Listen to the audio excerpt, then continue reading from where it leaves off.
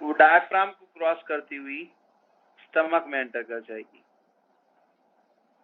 Oesophagus और stomach की opening के बीच में एक स्फिंक्टर होता है which is cardiac, cardio oesophageal, या इसको गैस्ट्रो ईसोफेजियल भी कहा जाता है, also known as gastro oesophageal sphincter. Gastro stands for stomach, oesophageal stands for oesophagus, उसके बीच में होगा। एंड देन आफ्टर स्टमक से जब ये रिलीज होता है स्टमक के पायलोरिक पार्ट से, तो वहां पर भी एक स्फिंक्टर प्रेजेंट होता है which is pyloric sphincter. Pyloric sphincter को स्ट्रॉन्गेस्ट स्फिंक्टर माना जाता है, स्ट्रॉन्गेस्ट स्फिंक्टर कंसिडर किया जाता है, ठीक है। और यहां से निकलने के बाद ये एंटर करता है ड्यूडिनम में, ड्यूडिनम से होता हुआ स्प्लीन में, सॉरी ड्यूडिनम से होता हुआ जिजनम में जाएगा, जिजनम से इलियम में जाएगा, और इलियम से ये एंटर कर जाता है सीकम के अंदर, ठीक है। अब इलियम और सीकम के बीच एक वेल्व होता है विच इज इलियोसीकल वेल्व। क्या डिफरेंस है बेटा वेल्व और स्फिंक्टर के अंदर? Ayush Tudeja,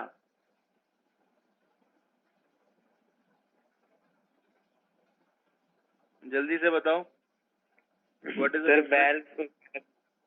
valve back flow prevent करता है। करेक्ट। और स्फिंक्टर कोशिश करता है कि आगे जाए मटेरियल। तो बैक फ्लो हो सकता है स्फिंक्टर में? हो सकता है। पेरिस्टाल्टिक मूवमेंट होती है तो नहीं होता। मतलब अगर आप ओवर ईटिंग कर लें, स्टमक को फुल फिल कर दें, तो वापस से खाना बाहर आने के कोई चांसेस नहीं है, या फिर बहुत ज्यादा खा लें तो वॉमिटिंग भी नहीं होगी। हो सकती है वॉमिटिंग, हो सकती है ना। तो स्फिंक्टर में तो sphincter is basically guarded by smooth muscles से गार्डेड होता है। तो मसल्स तो लूजन अप हो सकती हैं, कॉन्टैक्ट रिलैक्स करती हैं, जबकि वेल्व जो है that is guarded by flaps.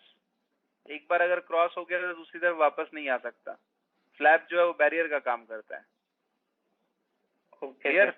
हाँ, यस। तो स्फिंक्टर में बैक फ्लो हो सकता है, वेल्व में नहीं हो सकता है। Okay sir. अब ड्यूडेनम के साथ जो है वो कॉमन बाइल डक्ट अगर जुड़ती है, कॉमन बाइल डक्ट जो है वो यहाँ पर ड्यूडेनम के साथ आकर कनेक्ट करेगी। कॉमन बाइल डक्ट जो है वो पैंक्रियाटिक और हेपेटिक डक्ट को के जुड़ने से बनती है बेसिकली, उसको हेपेटोपैंक्रियाटिक डक्ट भी बोलते हैं। और ये पैंक्रियास जो है वो आगे स्प्लीन के साथ अटैच होता है, ठीक है। नेक्स्ट वन, सीकम जो है that drains into ascending column. Ascending column से ये ट्रांसवर्स कॉलम में जाएगा, ट्रांसवर्स कॉलम से ये डिसेंडिंग कॉलम में जाएगा, और डिसेंडिंग कॉलम से ये सिग्मोइडल कॉलम में जाएगा। ये न्यू एनसीईआरटी में गिवन है कि सिग्मोइडल कॉलम जो है वो प्रेजेंट होता है, बट उससे जस्ट नेक्स्ट लाइन में उन्होंने एरर को करेक्ट नहीं किया, जिसमें लिखा गया कि descending column drains into rectum. तो अपने को याद रखना है कि कॉलम के 4 पार्ट हैं और डिसेंडिंग कॉलम जो है वो रेक्टम में ड्रेन करता है। And lastly rectum drains into anus, and through anus waste material leaves the body. कोई डाउट बच्चे यहां तक किसी को तो पूछ लीजिए, otherwise we will move further. Anyone have any doubt in this? You may ask.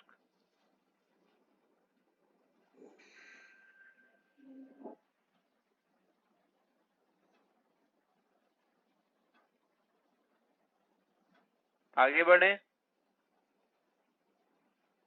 Yes sir. Yes sir.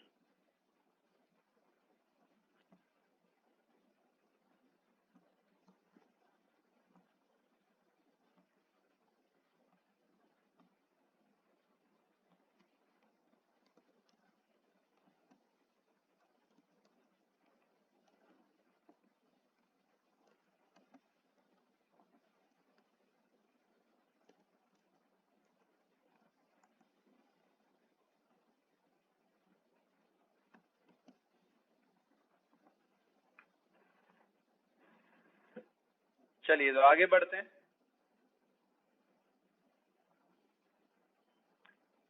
Valve जो होते हैं उनमें वन वे फ्लो होता है, guarded by flap, no back flow.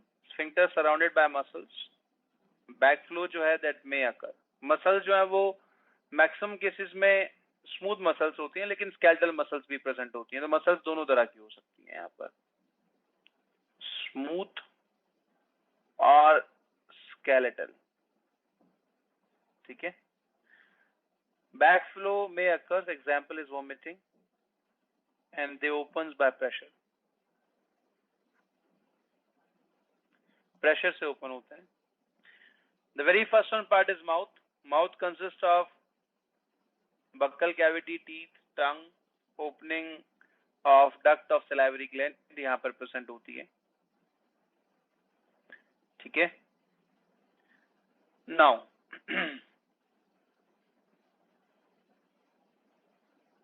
Structure of mouth तो कुछ इस तरह से दिखाई देता है माउथ। माउथ में upper lip and lower lip दो प्रेजेंट होते हैं, जिनके अंदर मसल होती है ऑर्बिकुलरिस ऑरिस मसल। क्लियर। और यहाँ पर ये पैलेट प्रेजेंट है। पैलेट जो है that is anteriorly hard palate और पोस्टीरियरली जो है वो सॉफ्ट पैलेट प्रेजेंट होता है। हार्ड पैलेट के अंदर रूट्स प्रेजेंट होते हैं। आप अपनी टंग से टच करके भी देख सकते हैं, आपको एक रफ सरफेस जो है वहां पर फील होगा, दैट्स रूट्स, रुगाई बोलते हैं इनको। और पोस्टीरियर पैलेट है सॉफ्ट पैलेट, जो कि फर्दरली इलोंगेट होकर एक मीडियन हैंगिंग टिश्यू की फॉर्मेशन करता है, जिसको बोलते हैं यूविला। जब बोलस अंदर की तरफ जाएगा तो ये यूविला जो है वो ऊपर की तरफ उठता है और इंटरनल लेयर को, इंटरनल नॉस्ट्रिल को बंद कर देता है। यानी कि जब हम फूड को स्वेलो कर रहे होते हैं उस टाइम ब्रीदिंग जो है वो रुक जाती है फॉर अ मोमेंट, या कह सकते हैं for a small period of time वो रुक जाती है। And then after food enters into the gullet. Gullet जो है that is the opening of oesophagus, और इसके जस्ट आगे ग्लोटिस प्रेजेंट होता है। Glottis is the opening of larynx और ट्रैकिया और विंड पाइप की ओपनिंग है, जिसके ऊपर लीफ लाइक एक फ्लैप होता है जिसको कहा जाता है एपिग्लोटिस। टंग जो है वो बेस के साथ जुड़ी होती है with the help of lingual frenulum. तो बेस किसका है? Base of buccal cavity, base of buccal cavity से जुड़ा होता है। ठीक है। चलिए, ये तो था बकल कैविटी। बकल कैविटी के ऊपर प्रेजेंट होती है नेजल कैविटी। नेजल कैविटी जो है उसके अंदर एक मेम्ब्रेन प्रेजेंट होगी, विच इज श्नेडेरियन मेम्ब्रेन और ऑल्फैक्टरी एपिथेलियम कहा जाता है इसे। ठीक है। जिसमें ऑल्फैक्टरी सेल्स जो कि स्मेल करती हैं, स्मेल को सेंस करती हैं, सॉरी, और बोमेन्स ग्लैंड प्रेजेंट होती हैं। बोमेन्स ग्लैंड जो होती हैं दे सीक्रेट म्यूकस। बोमेन्स ग्लैंड जो है वो म्यूकस का सीक्रेशन करेंगी, म्यूकस। और ये भी कहा जाता है इसमें गॉबलेट और म्यूकस सीक्रेटिंग सेल्स प्रेजेंट होती हैं बेसिकली। इसके ऊपर nasal कॉन्किया, paper bone, नेजो terminals present होते हैं, जो कि इंक्रीज करते हैं surface area of nasal cavity. Increase surface area of nasal cavity को बढ़ाते हैं। ये नेजल कैविटी की ओपनिंग जो होती है एक्सटर्नल और इंटरनल दोनों तरफ होगी। एक्सटर्नल में एक्सटर्नल नॉस्ट्रिल्स होते हैं, इंटरनल में इंटरनल नॉस्ट्रिल और इंटरनल नेयर्स प्रेजेंट होंगे। ठीक है। अब बकल कैविटी में टीथ की बात करते हैं। टीथ जो है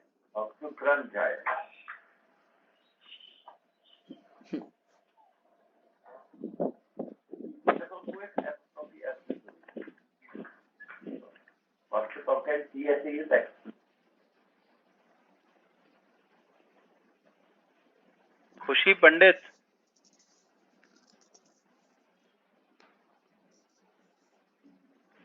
सॉरी सर, वो गलती से हो गया था।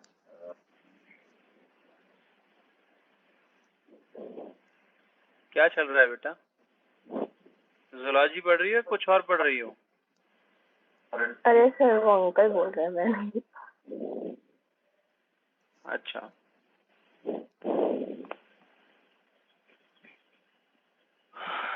चलिए।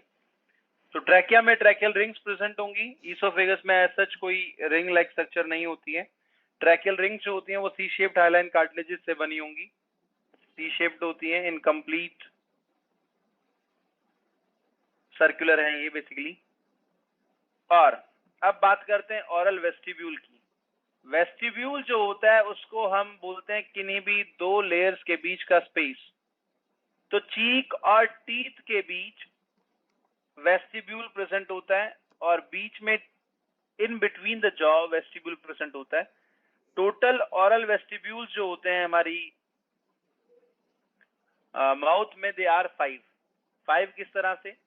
Half of upper jaw and half of lower jaw को एक माना जाएगा। तो चीक और टीथ के बीच में, बेसिकली गम्स के बीच में जो स्पेस है, दैट इज वेस्टिब्यूल। तो जिस एरिया में आपकी टीथ के साइड से और चीक को टच करती है टंग, दैट इज अ वेस्टिब्यूल। तो half on the left side, half on the right side. Similarly lower jaw में भी half on the left side, half on the right side. और अब दोनों जॉज के बीच में जहां पर टंग प्रेजेंट है, that is also a vestibule. तो total number of vestibule is 5। ये पॉइंट अगर किसी को नहीं समझ में आया तो बेटा दोबारा से पूछ सकता है, अदरवाइज फिर हम आगे बढ़ते हैं। दोबारा बता दो सर एक बार। सिंपल है, अपनी टंग को लिंगुअल फ्रीन्यूलम से टच करो। जैसे कि आपकी टंग जो है वो जुड़ी हुई है बेस के साथ, उसको लिंगुअल फ्रीन्यूलम बोलते हैं। अब आगे की तरफ अगर आप टंग को अपर लिप के जस्ट नीचे लेकर जाओगे तो वहां पर आपको एक फ्रीन्यूलम फील होगा कि आपका जो लिप है वो भी जुड़ा हुआ है गम्स के जस्ट ऊपर। उसको हम बोलते हैं लेबियल फ्रीन्यूलम। मिला? Yes sir. अब उस लेबियल फ्रीन्यूलम के जस्ट साइड से शुरू करो और अपर जॉ के मोलर तक लेकर जाओ टंग को। That space is an oral vestibule, upper jaw के राइट साइड का। अब दोबारा से वही लेबियल फ्रीन्यूलम पर आओ। Yes sir. और उसी के साइड से लेफ्ट साइड की तरफ मूव करो। Yes sir, okay. इसी तरह से नीचे वाले जो लिप होता है, लोअर लिप जो होता है, उसमें भी लेबियल फ्रीन्यूलम है, ये जो मार्क किया गया। Yes yes. ये लेबियल फ्रीन्यूलम है। आप इसके लेफ्ट साइड में भी एक होगा, राइट साइड में भी एक होगा, तो टोटल कितने हो गए? 4।